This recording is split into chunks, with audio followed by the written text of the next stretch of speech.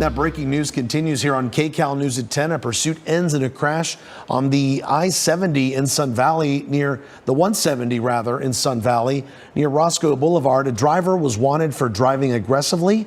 The suspect hit a car before crashing into a wall. Yeah, officers had to deploy, you see here, a canine twice to take that man into custody, but hasn't been put into a cruiser just yet. KCAL is live over the scene right now. Lanes are closed on the southbound, so expect delays in that area. We're waiting to get a live picture here. This was earlier when that canine was deployed in that area. Can we go ahead and take the live picture? There we go. This is the current situation right now. You see the suspect still on the ground there. Rescuers, firefighters, along with paramedics. It looks like they're finally bringing in a rescue paramedic there to check out that suspect. He will have to get some medical aid first, because we did see it looked like the canine at least attached to him for some time or latched onto him for some time. So he'll have to get some medical aid before, I think, he will then be arrested. Yeah, it took a while for medical aid to arrive, but as our Dave Avila, who was speaking to us about the situation there, he does say whenever there is a canine bite in any similar situation, they do send a unit out to check him out medically. As you can see there, the gurney there is being lowered so they can put the suspect on it and take him away for some sort of medical care.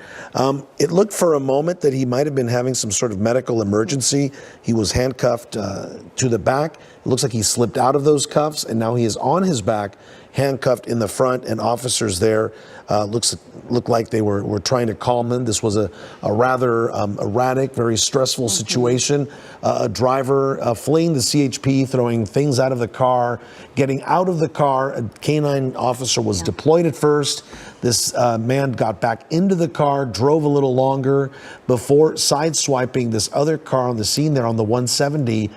And as you see there, this is looking like it's going to be a code 4, but Leslie, it's going to be a while before they get all these units out of here off the 170 to let traffic flow once again. Yeah, they still have to get this suspect onto this gurney, get him taken out, render him some aid before then.